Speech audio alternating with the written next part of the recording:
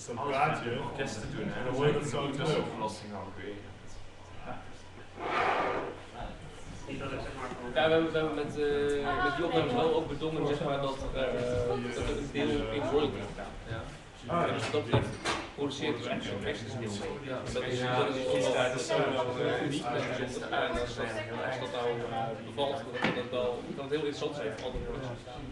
Maar dat werkt omdat je dat feit dat gewoon een beetje met een normale orkest doet. Nee, precies dat. Nee. Ja, kijk, en het gekke is met die radio-orkesten en zo, die eigenlijk voor de publieke omroep en zo, hebben jullie gewoon heel veel gratis gedaan.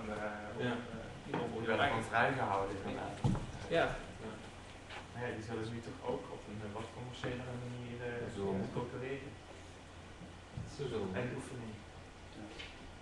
Game over. Goed hè. Hey. Voordat we beginnen, even, want we doen nu nog allemaal Nederlands, toch? Nog een Nederlands. Even een kleine huishoudelijk dingetje. Wij mogen dus deze think tank organiseren bij de Dutch Game Garden. Maar zij moeten bewijzen om een subsidie te houden dat zij hier events hosten en dat soort dingen. Dus de vraag daarom of iedereen zijn naam en handtekening op de slides neer wil zetten. We rond laten gaan. Dus dan kunnen we daar doorgaan met het hosten. And 30 second delay. Yeah. with that said, I'm going to switch to English for two main reasons. For one, Nora's here and she's way better in English than in Dutch. And the second reason is behind us, we are streaming this live. Language is actually always in English. Yeah. But one of the main reasons for that is that we want to keep these meetings accessible to everybody, also outside the Netherlands. So, yeah, well, there actually have been Tank Meetups where there was more activity online than actual meetings. So like internet rock stars. So, yes, we usually do these meetings in English. Yeah, one of the first things we always do in these meetings is do an introductory round, so everybody knows, who's who. Although I have the feeling that most of the people here met each other in some form. Yeah, it's for the people online as well. And I suggest that Tom may start introducing, and we go full circle, so we end up with Martijn, who's going to give a quick introduction on the topic of today, game audio, and he'll sort of sketch out the framework and what we're going to talk about today, and we'll see, we'll end up discussing from there. So, Tom? Alright, brief introduction. My name is Tom. I'm a composer at Green Couch, and furthermore I teach once in a while at the HQ, and I'm a co-founder of Dutch Game Music, which is maybe also appropriate in this context. That's it in a nutshell, I guess. Over to you. Hello, I'm Yuri. I'm a game design student, trying to wrap up my education and then move into the work. Okay, I'm Mark Eijsman. I make sounds and music, and I also occasionally teach at HQ, and I don't have a lot of experience with game audio, but I'd love to know more about it. So. I'm Knar. I'm also actually from HKO, recent graduate, sound designer, but also an artist, or trying to be an artist. Lately, no time, but also the founder member of Soundlings, which Mark and Thijs is also part of. And well, that's basically what I do: sound design, and most of our games always do that. I'm Bart Delissen, also product of HKU. I'm a freelance composer and orchestrator also. And I also teach over there. And I'm busy in games as well. Next. I'm Thomas Kalksma, pro composer. Since 1 year I have a studio in downtown Amsterdam, and I'm doing a lot of work for games, and increasingly so. Last 2 weeks we won at Global Game Jam in Amsterdam, so it's my tracks also. And I'm always worrying if I can make it at the moment, because it's really hard. Yeah. But I'm doing okay. Alright. I'm Thad, also one of the Soundwaves members, and active mostly as a sound artist and live performance and installation arts. Also graduating this year, so working on that. I have done some game related projects, but not an awful lot. But I do have some ideas on what I would like to see in game audio, so I'm really excited about discussing this. Well, my name is Stijn Visser. I'm a 4th year master student at the HKU. Just the people coming in. And my main interest is I'm partly a composer and partly a programmer, which manifests as me programming the adaptive music systems for games. Welcome. Hello. Yeah, please take a seat. That was it, I think. Yeah, let's wait a second until everybody. Je weet het kan met de subtitel. What? Je weet het kan met de subtitel.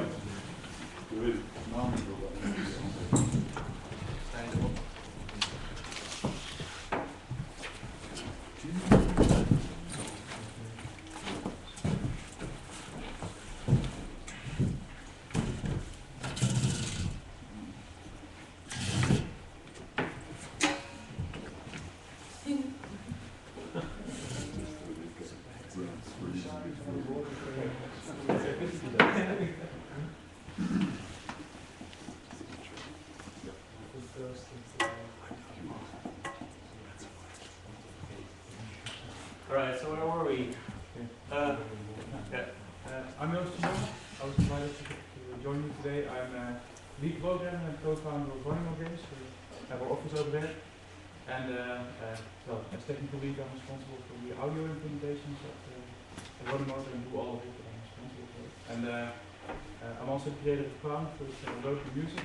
And I'm working on a game called Cellar Fortress, which is controlled by playing Cellar. Excellent. Richard? Yeah, sure. I'm Richard Graham. I'm a 4th year student at the HKU, studying composition and sound for adaptive systems. And I just started my graduation project, which is hopefully going to be in the form of a car radio, which changes the music depending on driving behavior and traffic. That's what I'm currently researching, and how I can implement such a system to influence the driver in his driving behavior through music. And you can reverse it so it influences the car itself. Well, I'm right now still researching into driving behavior itself and the influence from music on that driving behavior. That's what I'm currently working on. Okay. Tension's rising. I'm Rick. I am Play Note. We're over here. I make music, adaptive music. I'm also a little bit drunk. Because this is David, he is visiting me, he studied adaptive music, and we have a lot of contact. And well, because we went to a bar, we stayed there too long. I'm from America, so I'm getting a taste of the Netherlands. Quite literally. What kind of taste? Oh, many tastes. Of both. I was in Amsterdam before this, so I had plenty of tastes. But yeah, I'm here because about a week ago in London, I presented a paper at the Audio Engineering Society conference on audio for games, all about adaptive music for games and what the future holds for it. And that's what my thesis was in undergrad. and now I'm just a game composer freelance and work for a couple studios. Excellent. Hmm? All right, I'm Martijn Zonvliet. I too studied at the HKU. I started there doing electronic music composition, but quickly segued into game creation. And these days I make my living as a freelancer in game programming and game design. And that's eventually what led me to sort of start and perhaps lead this discussion. I see things from both sides and see interesting things happening, but also things that I think should be happening but aren't happening. And I'm wondering, hey, when's it gonna happen? So that's why we're here to discuss basically where game audio is today, how it got there, and where we see it going in the future. Both where we think it'll inevitably go and where we would like to see it if we're in the driving seat, so to speak. So to kick the discussion off, I had prepared a couple of slides with pictures and YouTube links, which I would then show on the tiniest beamer known to man.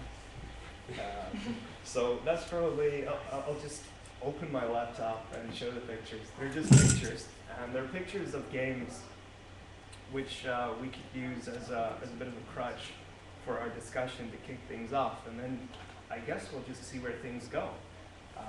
One thing before we start though, we might do additional sessions, just like this one tonight, after this one. We'll just have to see where things go.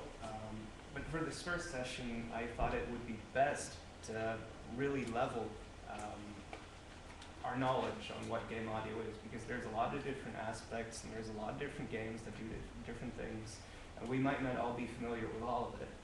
And without that kind of knowledge, I think it's really hard to try and extrapolate to where things might go next. That said, let me boot up the slideshow.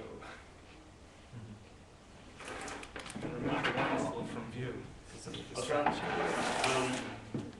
Just in case anybody's watching this online, we're gonna attempt to put links to the slides or the. We're trying. I put a link to the slides on the Facebook page, so it should be up as a PDF. Okay, excellent. Okay, so I first wanted to start with a bit of history. Is this the correct one? Yeah. So for me, game audio really started around the era where the Apple II and the first home computers started coming into view, and this is the Apple II, by the way. And this is the first IBM home computer, or one of the first. And the neat thing about this one is that you could, it had an expansion slot that you could put additional hardware into. So it wasn't quite capable of doing anything audio related by itself, other than the motherboard beeps that you might know from modern day computers still. But then some company, whose name I conveniently forgot, figured out that, hey, we can take synthesizers, like this one, but simpler, build them into a chip, and then put them in these computers, and they can produce sound. And we can use this for composition, but we could also use it for other interactive stuff, such as games. So effectively, those computers and also the first game consoles, they had these little synthesizers in there, which were about identical to what you had if you were composing using the first ever digital synthesizers that were out there. And that's pretty neat, because then in these little boxes, you'd effectively have the same as you'd have in your digital audio studio. A bit smaller perhaps, but the same kind of possibilities.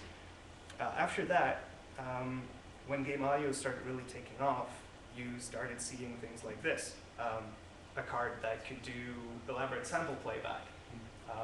This is also around the time when you started getting digital audio delivered to you on CDs, which, well, you could store vastly larger amounts of audio data and data in general on that compared to a floppy disk.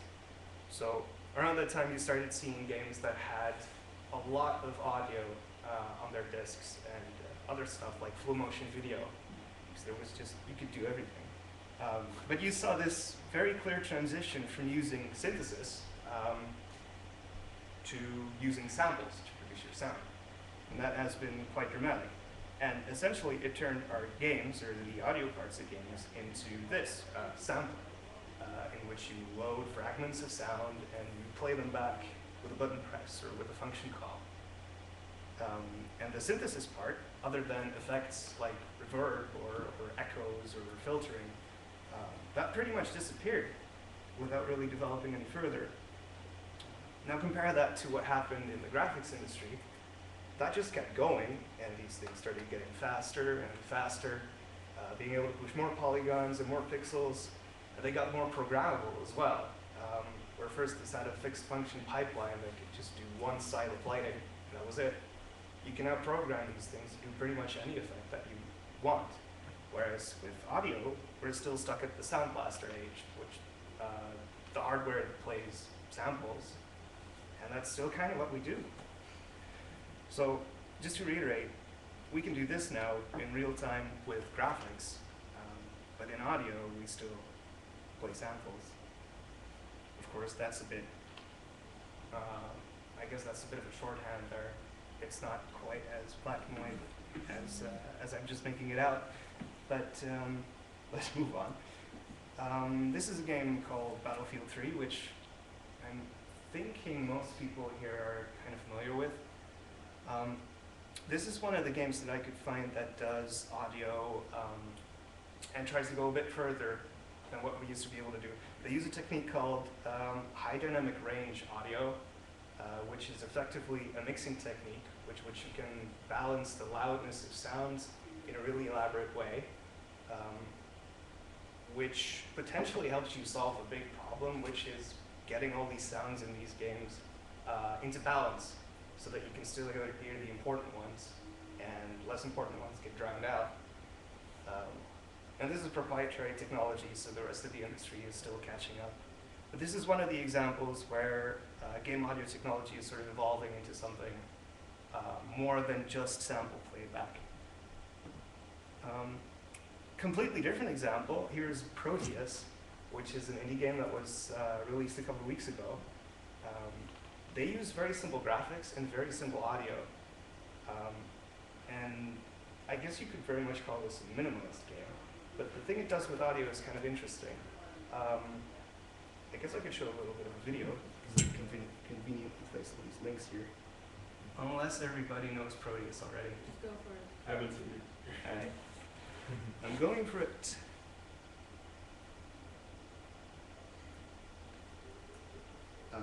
With sound. With sound, yeah, if I can do that.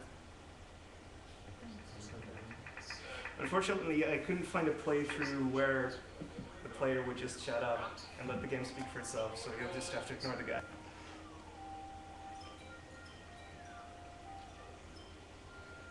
I read somewhere that one of the developers said Oh, come on. it always felt like Thing is, I don't know better what feeling happens from when. someone like me who said they'd probably be bored playing the game, and then like this Okay. person suddenly realizes they've spent 40 minutes playing the game, so maybe. Let me pause that. Okay. So the idea is you walk around in this environment, and there's not a goal to the game specifically, but there's all these little elements in there. There's trees, there's little plants, there's little animals, and they all react to you in a very simple but very defined way. For example, you find a little frog or something that resembles a frog, and when you get close to it, it darts off into the distance. And each time it does, it produces a little sound. And that sound is tuned to whatever is happening with the background music. So the idea is that this is kind of a really rudimentary musical interface where music is created spontaneously. And it's a really simple example, perhaps the most basic example that you could possibly come up with. But the effect is really quite profound. And then, oh wait, this is the video, isn't it? Not the slides. Come on. Yeah. Okay, so another game which is kind of similar in that way, and the creators of Proteus also regularly mention this game when they talk about how they design and why. Super Mario Galaxy is a game that is a very traditional platformer, much like the regular or all of the Mario series, really. But for these games, the newer games, they have gone to great lengths to make the audio as reactive as possible. So everything creates sound and everything is supposed to be very coherent, to the point where in the menu, if you hover over buttons and select things, even those selection sounds are accurately tuned to the chords playing in the background music. Some things in the gameplay as well, specific to puzzles. Yeah. Yeah. No, but you make it sound like I might be exaggerating a little bit there, yeah. But it's, in that sense, it kind of fits in the category of Proteus. There's lots of sound, it's really juicy, and it all tries to be a really coherent whole. This is Thomas Was Alone, which, again, I'll just have to read your faces to see if you're familiar with it. I know about 3 games, so. Okay. Conveniently. It's cool. The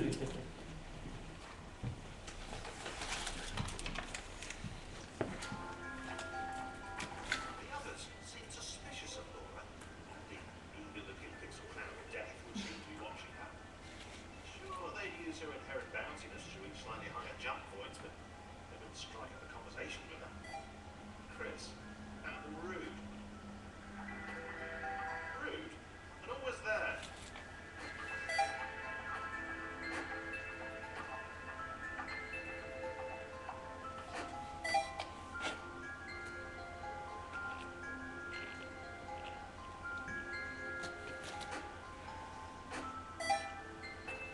Okay, so just to make sure we have enough time for actual discussion, I'll keep that one short as well. What's this one called? Thomas Was Alone. The idea in the game is that it has really simple mechanics and even more rudimentary visuals than any of the previous games that were on. But audio really elevates this from just raw mechanics to something that is narrative in a sense.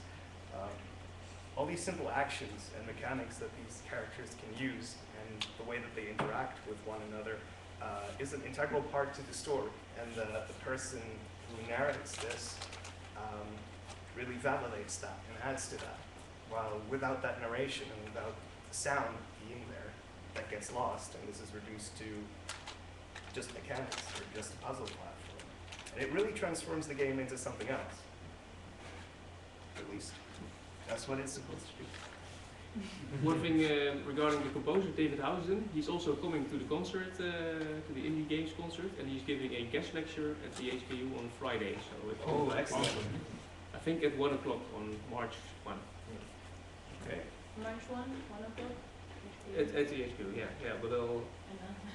Yeah, if it's not already on the Think Tank page, could you post it there? Yes. Yeah, that would be excellent. Okay. So another quick example, which is kind of interesting, and I'll turn this conveniently back to you. This is Stract OS, an indie game that is yet to come out. The basic idea of this is that it's a puzzle game, a first-person movement puzzle game in which the entire world is supposed to be a synthesizer and a drum machine and a couple of other things. And so what they've done is they put, I think, pure data into this, which is a synthesis platform with which you can do real-time audio synthesis and filtering. Created some synthesizers and drum machines, and they hooked those up to their puzzle systems. And their goal is to first let you, through these puzzles, get familiar with these components, and then after you're done with the game, use the game as a content creation tool, or basically a music composition environment. This is a video of the development walkthrough that they did, which conveniently I can't open.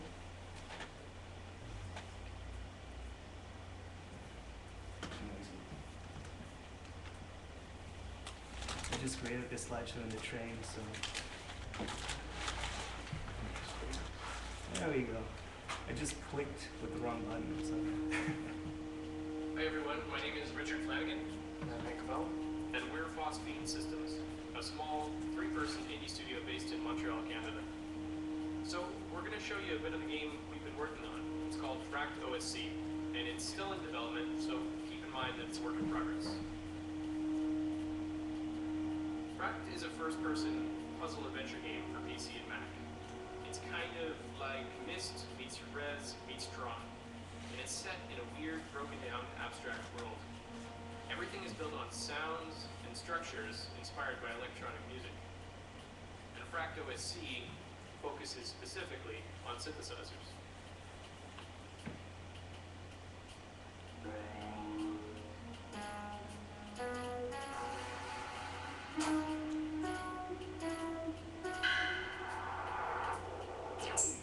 Here's an example of one of the puzzles in the lead synthesizer area. There's also areas in the game inspired by classic bass synths and pad synths as well.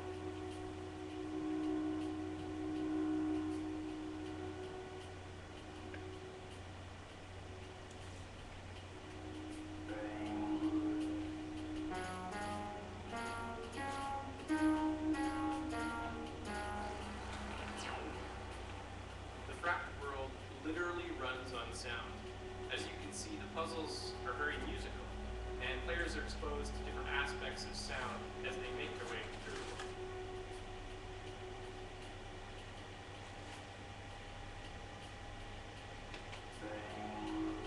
Okay, so let me skip through that a bit, again, in the interest of time. So, Again, somewhere later on, I think they start bringing this all together. And they have these little step sequencers, which they first use for puzzles, but then you can just use them free for it. You're able to edit small parts of the song, then use it.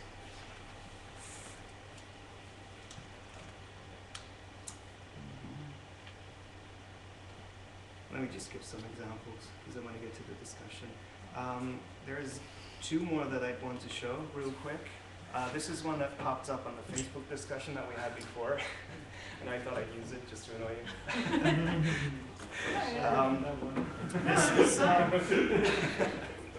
This is, I think her name is Imogen Heap, or I'm not actually sure how you pronounce it. Imogen. Right? You all know her better than I do, apparently. So she and a couple of students at MIT developed a suite with all kinds of sensors and motion capture devices and a place to connect camera on stage. And with this, they created a very modern instrument or a stage performance device with which you can compose and direct music in real time. There's a sample of that as well. It's perhaps not the best example, as we discussed on Facebook, because this has been done before and differently and maybe better.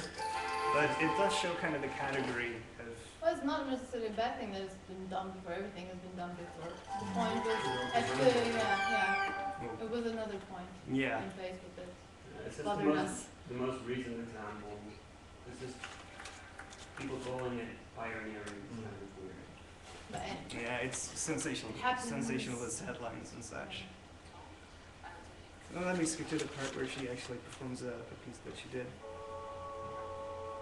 so you can see it working.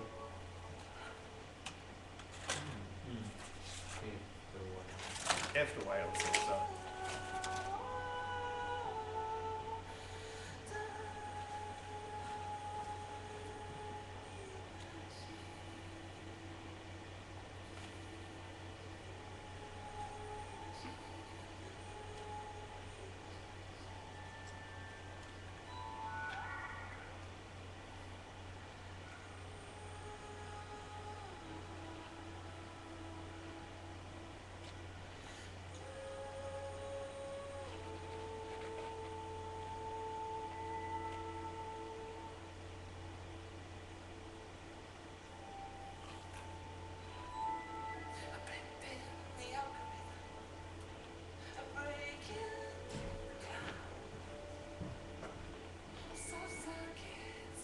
So the Kinect there?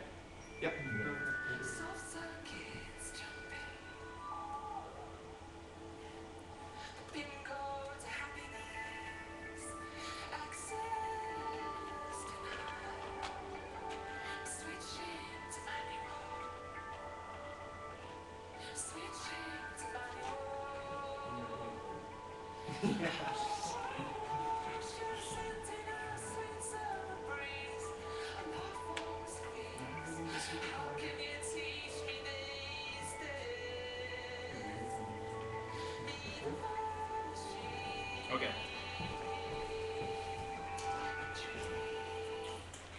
she can wave her arms about, that does something. She's got triggers on her hands, which do something. What is an influence exactly? Because I kind of missed that when I watched it for the first time. Okay. Tight? I really Can want you to get. elaborate on that? Yeah, well, I really want to get to what that, it- but what it maybe we can basically do that is- after. Yeah.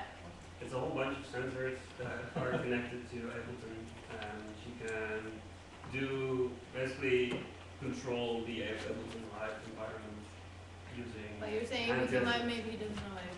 Just basically some parameters and effects, page to A, I don't know, reversing or repeating, Yeah, or buffering, recording. recording, something playing like again, Yeah. etc. Just imagine instead of turning the buttons, it's just Yeah, doing this exactly. and So there. it recognizes the gestures to influence those elements.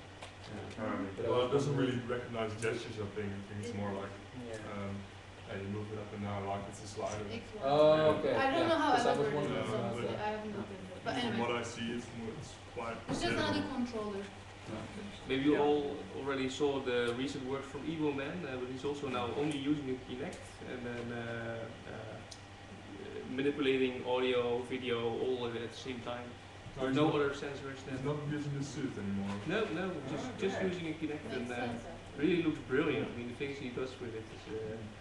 There's some moves also online, but yeah. I can imagine that his work with the suit translates very well to the Yeah. exactly. But there's so much information you can get out of it. Let's not go in detail.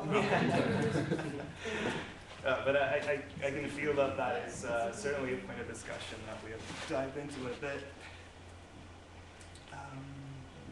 Presentation again. Okay, so. No. I'm skipping ahead because I wanna make the endpoints first, and then we can go over to Yoast. Okay. So I just wanted to make a couple of quick remarks that we can perhaps also discuss a bit about later on. A lot of the games that I showed just now, they're really nice to play and their concepts are interesting. But in terms of the musical content and how they relate to music, I think they're all like light switches, in the sense that you flick the switch and something happens, and you can do that again and again and again, but it will always be the same. It's not like the music or the sound that is generated feeds back into the game, or to the user and changes anything in a meaningful way. There's no real dialogue between the two systems, and you could always say, well, does there have to be? Well, no, but I'm really curious what lies ahead in that direction. And then we have Yoast, who is working on Cello Fortress. And conveniently, we also have a video of that.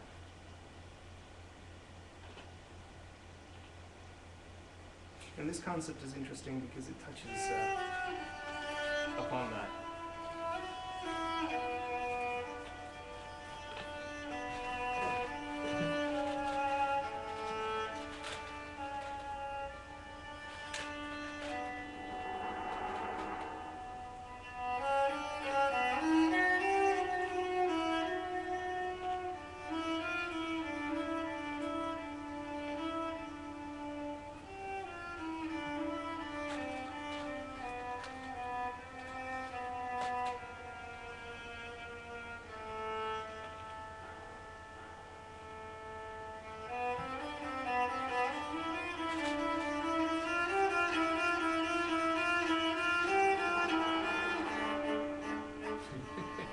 It'd be cool.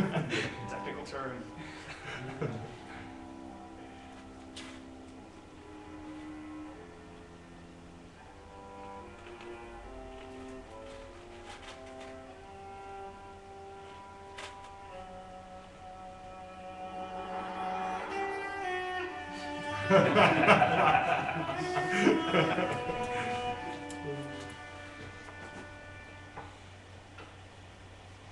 Yeah, so when we started the discussion on Facebook, this came up, and then I thought, yeah, why not invite Yoast to join in the discussion, because this touches upon many of the subjects that we'll be speaking about. Let me close my laptop here so we can start discussing already. I'm sort of curious where to start. We started discussing Imogen's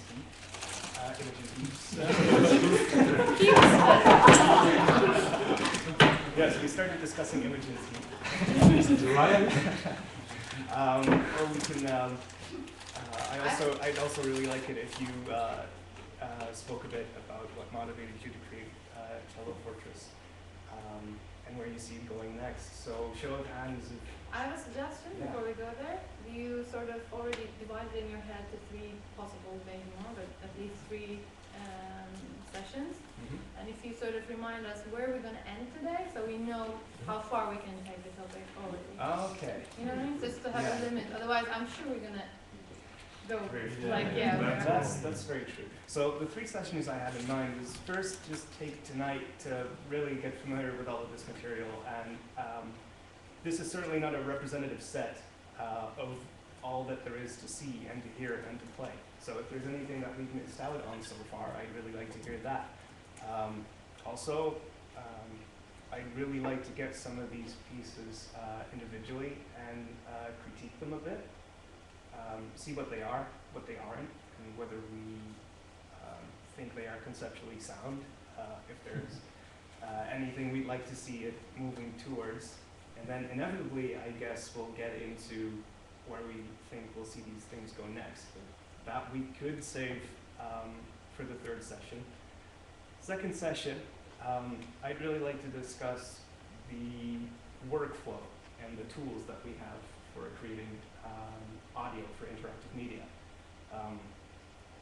If you've ever created music for games, you'll have no doubt encountered things like OpenAL or Wise or Fmod, or perhaps you've worked with Unity, which uses Fmod under the hood. These tools, they all pose you limits creatively and technically, and they perhaps force you down a certain road. And you can do some things really well in them, but other things you really can't. So one, I'd like to discuss the tools that we have available today, both in creating game audio and maybe outside of game audio, just what happens in the studio, and also look a bit at how audio is created live on stage by musicians. And then also see how we'd like to evolve those workflows and tools. Okay, that's it. That will be session 2. That will be session 2. And session 3 is sort of a wrap up. So for today, we're going to dig into those slides and I guess, and anything that we might have missed. we'll start with your friend. Yes, that was a good idea, I would say. Yeah, let's start with yours. Yeah. Okay. Okay, so Cello Fortress. Why? Why? What were why you not? thinking? What were you thinking? I like to make weird stuff, and this is something that slowly evolved for me from being a cellist. I'm an amateur cellist, but you always learn Bach and things like that, which is great. But at some point, I discovered that there's also other things you can do with cello except classical music. Basically, I heard Ethnica, which is what everyone always mentions. I played in a band, and I've gone to a lot of jam sessions with my cello, rock jam sessions mostly. And I've been thinking about whether I could combine that with computer somehow. One thing I've been working on, but only on paper so far, is a computer that plays music that accompanies an improvisation. So it generates drums and bass that I could play to. I never actually built that, but the concept of combining the computer with the cello came from there. And being a game developer, it made sense to combine it with a game. And somehow that became Cello Fortress. And I'd say the really difficult and besides the purely technical thing, it's really difficult to capture what a live instrument is doing if it's not just a MIDI instrument. Cello is a really difficult instrument to really capture what it's doing. But besides that, the big challenge is to link the gameplay and the music together well enough, so that the musician can actually improvise and make something that sounds good, but still has enough control over the game. So one thing I had early on was that very simple. The guns shoot in a direction based on the height of the notes I play, and they shoot once for every note. So if I play quickly, they shoot a lot. But what you get is an enemy walks in front of my gun, and I play, and then he walks back. Really boring, and well, technically it didn't work well enough because it was too precise. But the challenge then is to make something that gives me control, but doesn't just sound like. Basically, yeah. As a question, you're the only one performing live cello, or is the game made for any cellist that comes to wherever cello fortress set up and can grab the cello and play? It's designed originally for me, but I think I'll release it at some point. But just hoping cellist pops by is that's something pretty rare. The chances are Well, cellists in themselves are there, but you need a pretty experienced cellist and then one who also does improvisation. A lot of cellists won't even dare to do random things on a cello instead of just. I know a guy who would like that. I know a lot of guys who would like that. You? Okay. Well, what I've seen so far is that it also. I'm going to do a workshop at a cello festival in May, and I think it's also a great tool to learn cellists to improvise because it gives you. It gives the cellist kind of rules like, okay, I need to play fast and high if I want this effect, and then someone who might normally not improvise because he's afraid it will sound shitty will start, well, at least it's fast and high and the game reacts. So I hope it's a little bit of a tool for that. But yeah, so it's for the moment it's something that I hope to tour with because I used to play in a rock band and it totally failed. And I want to make up for that, but in the long term I would like to release it for others to play. Okay. The immediate question is, any other instruments that you could use with this? Well, it's currently very much limited to cello, but I could remove some of those limitations and then could work with violin instruments like that. I haven't tested it yet with other instruments. What you have to keep in mind is that the game is very much designed around how I improvise and how a cellist improvises. So I don't have controls for complex chords, for example. I can detect chords with more than 2 notes, but I don't have controls that fit them. So a guitar would have to play, for a guitar, pretty boring music to control this game. Because the things that are interesting on guitar don't do anything relevant. And that goes for a lot of instruments. So it's instruments that are more similar to a cello work better. Okay. Can you say something about the music information retrieval mechanisms, or how does the mapping work? What are you analyzing and what are you mapping to the game control? Okay, well, I'm analyzing basically just what notes I'm playing and how loud I'm playing them. So I wrote something that gets that information, and then there's a lot of noise in that. It captures some notes that are not there, and it misses some fast notes and soft notes, things like that. And then I take an average over that over a short period of time, since the average cancels out a lot of the noise, really. And from there I have at the moment 9 different controls that actually control the game, and the simplest are simply play high and fast and it shoots fast and it turns on the machine guns, play high and slowly and it turns on long range guns. There are also 2 very specific melodies that trigger very specific attacks.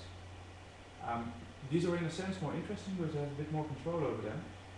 Both melodies are 8 notes that are played rather slowly, and after the 4th note, the game starts visualizing that the attack is coming.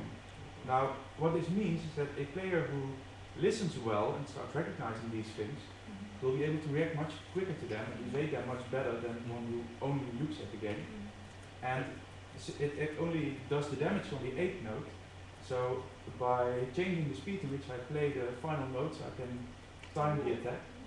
And as a cellist, I'm more of a performer than a normal gamer, which means that I deliberately slow down the melody so that the players just escape, or just not escape, of course. But I try to create those moments of tension where it's intended to be played with an audience as well, with the cellist players and the audience, and that the audience can really feel, oh yes, he makes it. So you're kind of directing the game experience. Yes, very much. It's completely the other way around than I would see, like seeing music played and you have to respond to the notes coming in your way, for example, guitar or whatever, and mimic that you're actually playing. I like how you actually take the performance aspect of the actual music being played and trying to turn it into a controller which is really basic. it should be ideally for a game, so that it's responsive and everything that you can. But it's also a shame that I cannot play it and test it for myself how it would feel and everything, because I don't play it. But I like how you completely reverse the paradigm. I would like to see actually. I haven't. But there are only like a few specific melodies that you capture by like pattern recognition or something. Or? Yeah, at the moment I have only 2 specific melodies, and the other 7 things that I can do are linked to more like patterns of fast, low, high, chords or not. Yeah, so it's more like a direct mapping.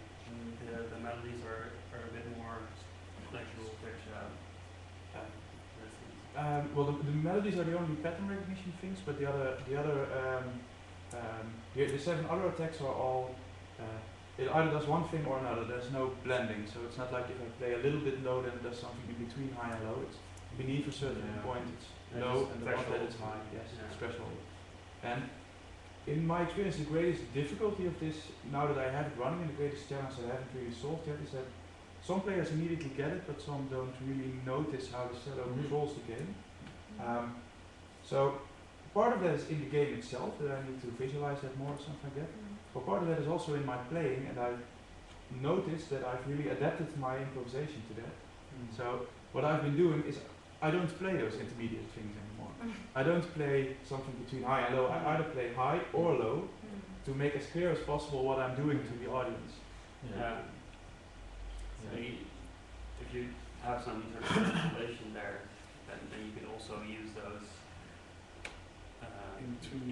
Well, but that wouldn't work because I need to make it as unsubtle as possible.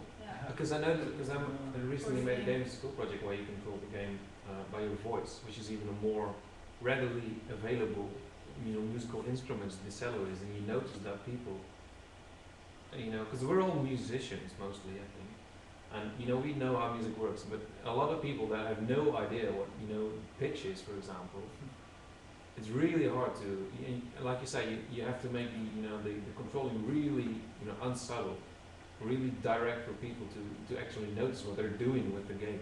I also say that that's something that you could call player skill, where if you take these games further and there's more of them, eventually your players will get better. You've got way more nuance in your performance. But the threshold is really low. Yeah, it's really low. And it's a game that works best at exhibition-like things, and so far mostly more art-like exhibitions have been hiring me, and that's where non-gamers get. So they're trying to learn how to control the game in the first place. It's a really simple game, but I've noticed that people who have difficulty just holding the controller in the first place don't notice anything in the music because they're so concentrated on just controlling the game. So, and another side of it is that you need the musician. So unless I make something that people can play at home, there's no one going to be very experienced at the game. There are not going to be hardcore players of cello forces because my fingers are going to bleed before they get that far. I can tell you it really hurts to play long. Do you explain all these things to players? Yeah, I was explaining before I started.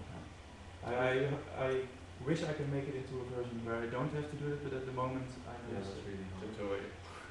I do see that the audience gets more of it because there's a bar at the bottom that says what the cello is doing, but players never notice this because they're watching the battlefield, but the audience actually notices and they tend to get it much faster.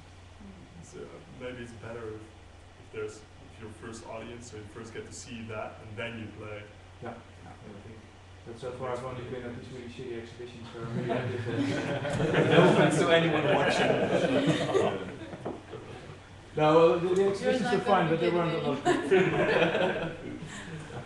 I was at an exhibition last Tuesday where it was really set up nicely and things like that, but I only had like 12 players in 4 hours. Oh. Yeah, that doesn't work. No. Yeah. It's strange though. You think that people would be yeah, but people don't come specifically for cello. No, that's true. So the exhibition needs to already be big. I think it's also kind of the performance aspect. Even though they're just using a controller just like any other game, the fact that they're performing together with the cello player makes it kind of personal.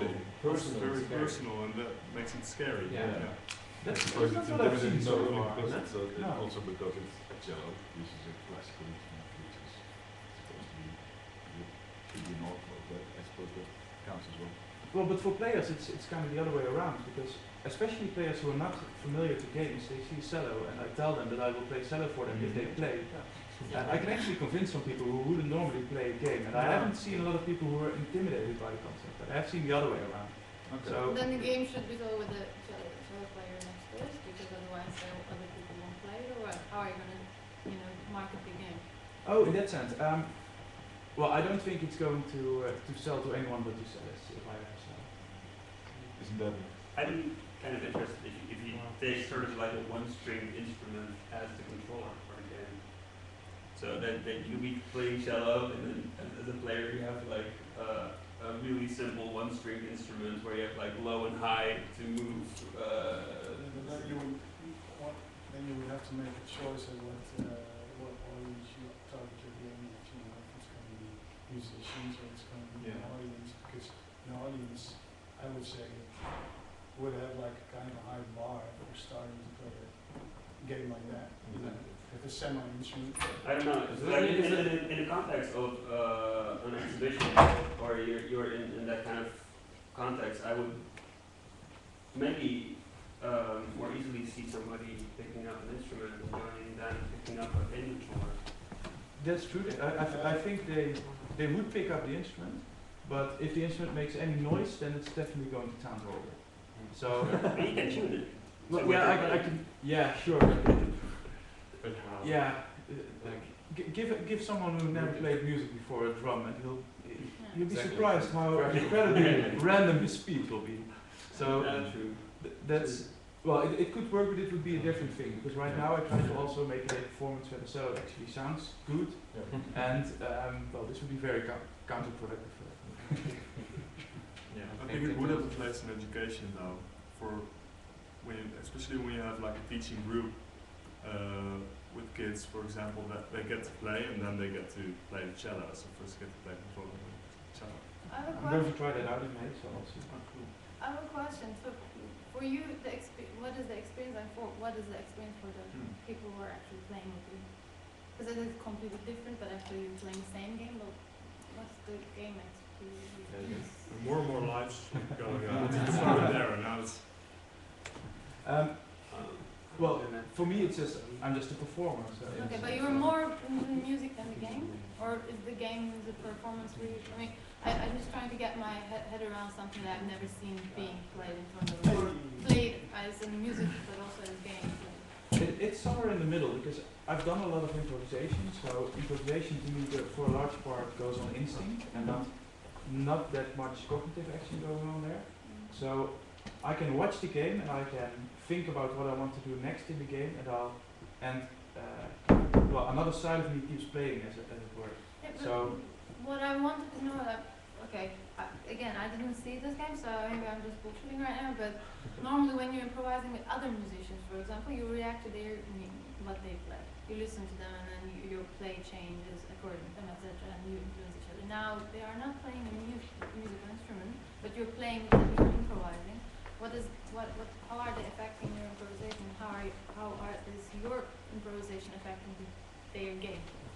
You know what I mean? yeah, I say that.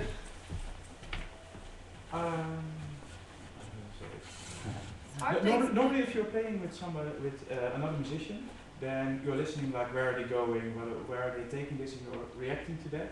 And well, I don't know how this is for other people who improvise a lot, but I try to imagine like, let's take this faster, and then I come up with an improvisation that makes it faster, something like that.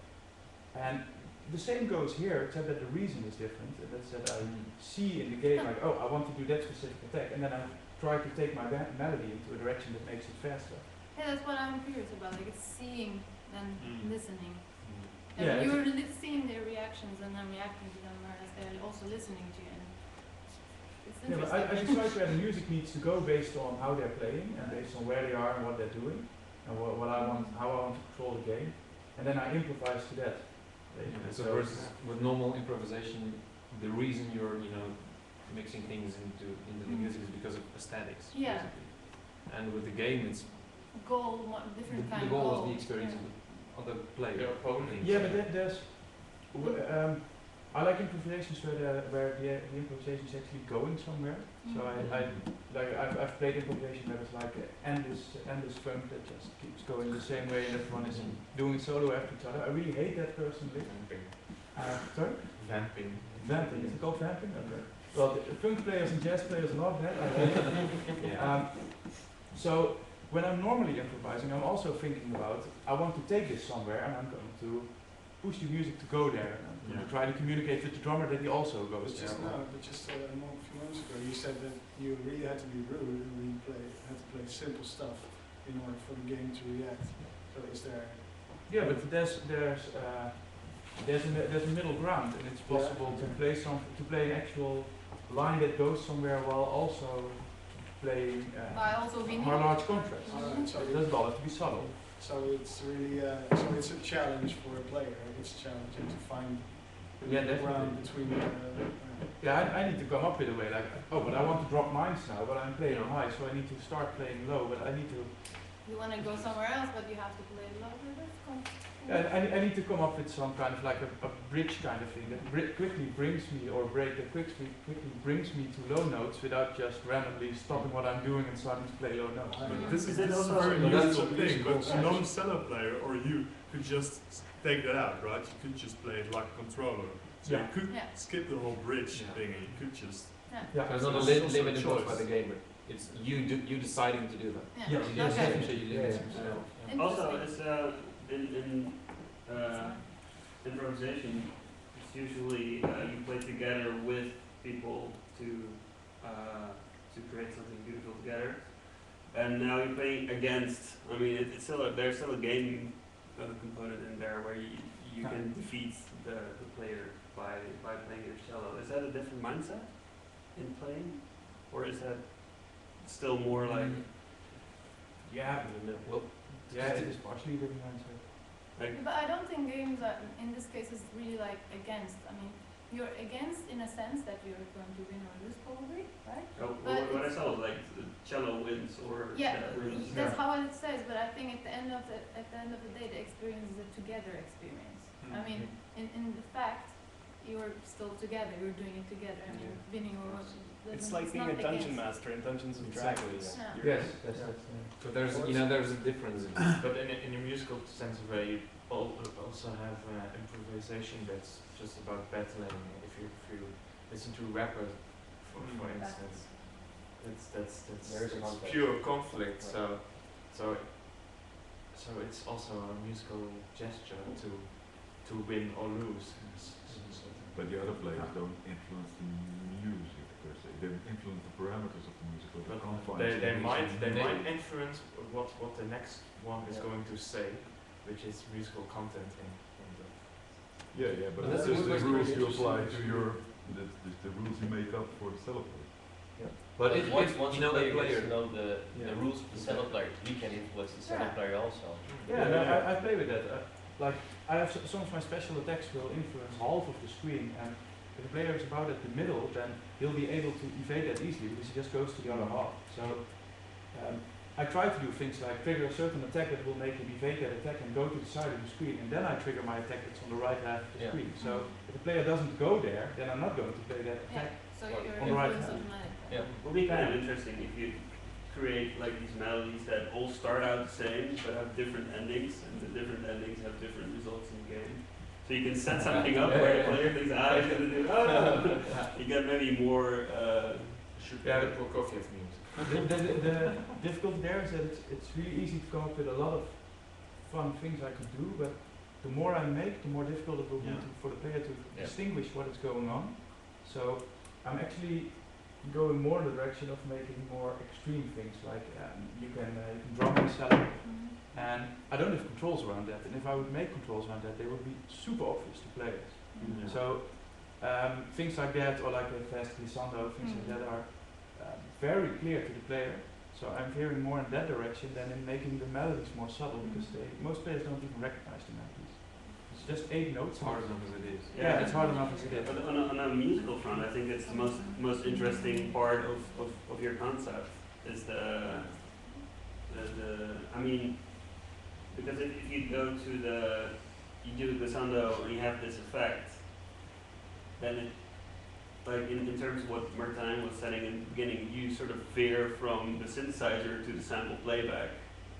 Because where you you have stick a to bunch of these rigidly switches that you defined can use to categories. control what's happening. But that's also the case with the melodies, because the melodies are pre-programmed things, while the Yeah, but you can fast high stretch can be all it kinds and of you things. can play with it, right? Yeah, sure, but the really free-form music comes from things like play something fast and high, because that can be anything. It can be happy, it can be sad, it Are can your be aggressive. melodies rhythmic, locked or not? No, it's not Or is really it locked at just all. based on pitch? It's based on speed of notes and pitch and volume and on melody. Because if you get a melody with a very distinctive rhythm, people might catch it easier. Yeah, that's something that I do, but it's not picked up by the game. But I do these things like the well, they're called ugly chords. They have dissonance. I can do those on a lot of different pitches. I can do them with different rhythms, but I often keep them to a single spot where I play the tritone, and I always do it in the exact same rhythm, and then I play something else, and then I get back to that rhythm, then I play something else, and I get back to that rhythm, specifically to help the player recognize it. So the game doesn't react, but the player does. Yeah, because if you keep everything 8 notes, then it's You create a certain gets like blurry. I have a very practical question. How did you actually develop this so far? Like, how did you get the... Yeah. But like, how did you do the iterations? How did you evaluate what you did? Was it working or not? I mean, and it's not just you're a performer, but there's also the player side, and it's a game that is supposed to play with multiple people. Yeah, it's a difficult game in that sense because, well, I cannot test it on my own. Yeah, that's what I mean. Well, the benefit of doing something as crazy as this is that even if I totally fail, it's still a great show. It's still so special that it's automatically like it was at Indigo, and no matter how bad the game would have been, it would still have been a success there because there's nothing similar to it. Not at Indigo and not anywhere. So in that sense, it's difficult to fail, and I think this helped me because the game isn't all that good. It's not finished, and Have you ever tried playing it with someone that has earplugs in to test how much audio feedback they actually need in order to play it? well, they don't need any audio feedback to play it. Not necessarily. No, they can see everything happen, but they do get a lot better at the game, and they get a very unique vibe if they do their music. Is it like by listening they sort of say if you're playing in a more tonal way that you're closing to a cadence, and a cadence supposedly can result in a certain attack that they would, without looking, just hearing, oh, he's going there, I'm just gonna ruin his move or whatever. They can actually play with these things. Yes. That's originally I thought it was a big problem in the thing that there was this noise in the note that it would pick up wrong notes, and I had to add a little bit of delay in this averaging over a couple of seconds before it reacts to what I play. But I found that that's actually one of the most fun parts of the game, because this means that indeed players can react before something happens if they listen well. Yeah, that's So the technical limitation turns out to be the best side of it. Yeah. I think you should keep them like that. It's kind of, gives a little bit of... Playing off those points, you could almost, if players were having headphones, you could almost use noise to ramp up the difficulty and make it harder and harder for the player to hear what the cello is actually doing. Introducing more and more noise, make it more difficult. Storing it. Yeah. Or putting it into a harmonic structure. Yeah. So you have to pick out what the cello is doing. Yeah. Oh, But that's that's also I found really Or just interesting. make, if your health is going down, you're hearing it more blurry or whatever. Yes. Goes Okay, down, another or sense. Yeah, like granular delayed something. it, Yeah, whatever. makes sense. Just pick out bits Different from your effects ears. based on their player That's something stats. that would be really interesting for somebody who likes music, you know, because you'll be wanting to hear like the full melody, so you're going to make an effort to hear the full melody, and the worse you play, the worse the music gets, you know. Yeah. I would really like to play that. Well, I would probably suck at the game entirely. Just hear out the grades. Turns into dubstep and so Then they you quit. get click Then you track win. and all the so, Yeah. But I'm kind of wondering, because in the setting of these festivals, you usually get players that walk around in the festival, find your play it once, maybe if they really like it twice, but then there's so much else going on there, they'll move on. And so you keep on getting players with like limited experience, and you have to explain what you're doing. And one of the most interesting things I hear about the game is that you could recognize melodies and interact with that, which will never happen if you only play with rookie players. So there's a sort of a disconnect between, I feel like a sort of disconnect between the setting in which you're presenting it and the strength of the concept. Yeah, that's absolutely true. That's also why a lot of the ideas you guys are pitching, they are very interesting, but totally don't work with the setting. Because specifically this, because people leave before they really know the game.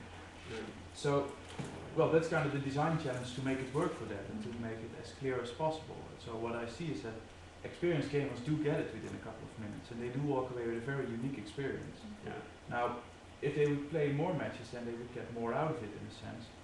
But to me, it's a big success if they come out of it thinking like, wow, I've never seen something like this before, this was really special. I'm already happy at that point, or already happy. I think that's very special to achieve in the first place. Yeah. And I can do that in 5 minutes for, well, for at least for, well, basically for everyone, because even players who don't get it, they've gotten the small bit of explanation, and they've played a game with live cello, and they're already very happy. Yeah. So it's it lowers the standard. Because the voice control game I made was exposition in Japan, and there was one guy who completely did not get the concept at all. But yet that was the guy that had the best time the entire day with that game. He was just singing in the microphone and had no idea what the pitch did. But he was standing there for 15 minutes singing. That would be my dad as well. So for some people it's just the experience of singing in a game or playing with a cello, player, even though they don't get exactly what they're doing at all. Yeah. But it's true, there's a lot of depth that I'm not reaching because of this method. The difficulty is that if I want to reach that method, then you need, well, a small number of players would need to play against a cellist who is available to them at all times. So either one of your friends needs to be a cellist. I'm kind of wondering if you take this concept and put it into sort of like maybe a sort of competition sort of setting where people have to play multiple rounds and have to like win the game, so it becomes necessary for them to recognize the melodies. So you might have to round up like 5 or 7 cello players because you are out for it. But then you might get to a point where you get some really good players that really like almost watch the fingering of you, like usually when he plays like this, he then shifts to that. So maybe I can already go to the corner where it's those type of interactions. Might be talking about like having 2 separate brackets, one for the cello players and one for the that would never really work with this because you're playing cooperatively against him. And he is kind of he can make you lose in a split second if he wants to. No, actually I can. I can against new players, but experienced players can easily beat me. Okay. Yeah. I've had a couple of groups where really good players really listened and heard what happened, and almost all my attacks really paid. It seems like a really difficult balance to find.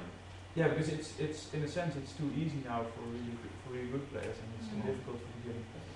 I have a question. This is maybe a bit of a stretch, but it seems like the game is actually in a bit fixed because it's designed around your way of playing. But I was thinking like with the games you have like editors. In this case, it could have been like a system where it learns your certain tricks, and then that becomes the next level or another level that you created for another experience without it. So it's kind of like playing a different song, but not literally, but just like I'm not a good player, but say I took it and I learned it actually, and I played it a couple of times and it learned from me, so it picked up my tricks, and I mapped those tricks to certain attacks. So next time I play. And also, because you're also using the timbral aspects of the cello, right? That's how you pick out cello notes and stuff like that. If you could also detect like a timbral aspects of calibration. Yeah, calibration of your voice, for example. and you could use that. I mean, this is a long stretch, of course. Yeah, but like. That would be amazing.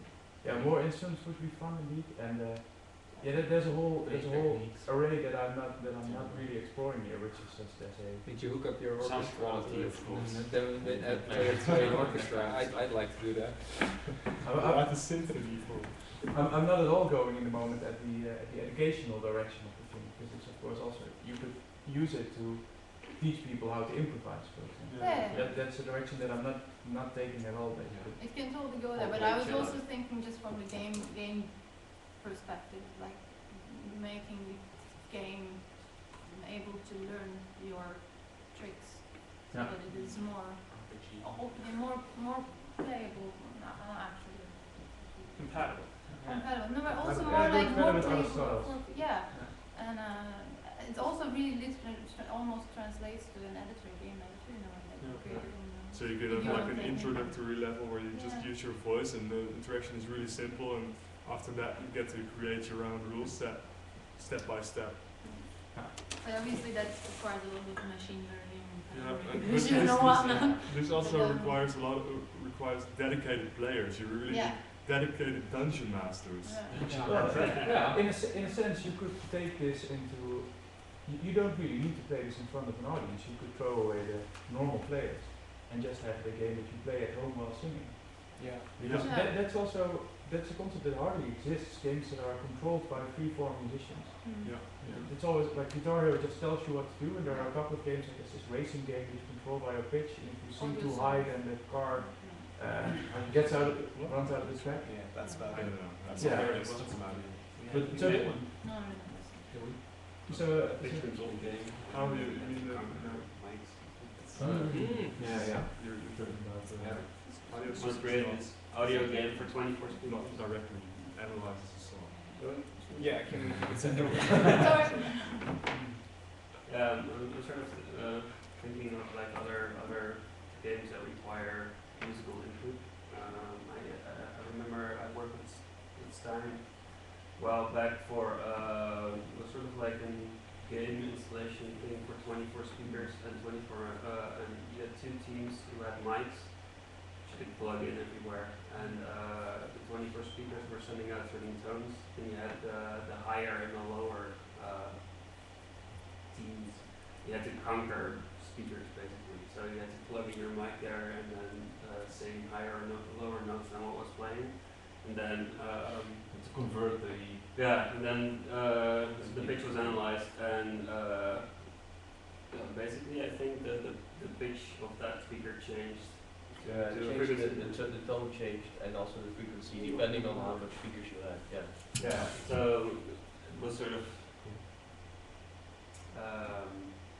it was not really musical, although the stuff that was playing through the speakers did sort of sound vaguely like a harmonious chord.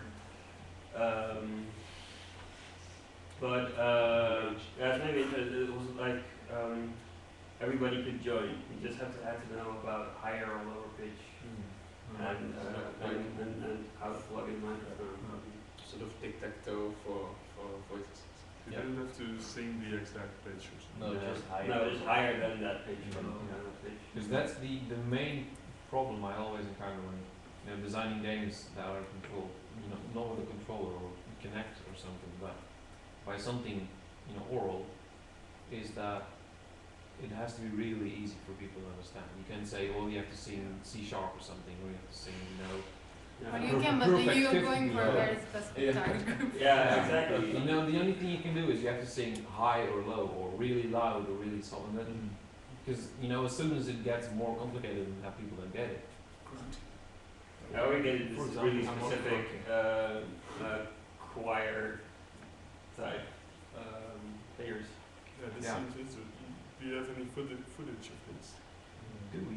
Yeah, I think I have. Not with me, but I do have maybe one or two. That sounds really cool. It's really funny footage because to plug in the mic, the mic plugs were like almost on the ceiling. They had people climbing on other people's back with a microphone. I would say these are like already sort of bringing up quite a bit of interesting ideas and things to think about, but they are very niche, very specific things. And I mean, for example, yours is really taking the whole thing, like picking it up from the other side, which is awesome. But if you go back to the more traditional mainstream or whatever visual games, that one, maybe you would like to take it to that stage again, because there are Okay, a so you lot want of to games. segue out Yeah. from Shallow Fortress back to Type because I mean, perspective. it's Maybe we can say it's now almost 9. Maybe we could take like a short break, and then after the break switch back to more console type or yeah. maybe we drink more coffee. Yeah, sure, let's do that. Let's take a break. Okay, 10 minutes. Yeah, 10 minutes. 10 minutes break. We'll- Go. I'll do a break. I'll probably. Heeft hij ook iets voor pizzicato? Dus gewoon ook pitch. Dat wordt gemiddeld. Ja, ja. Ja, maar even mensen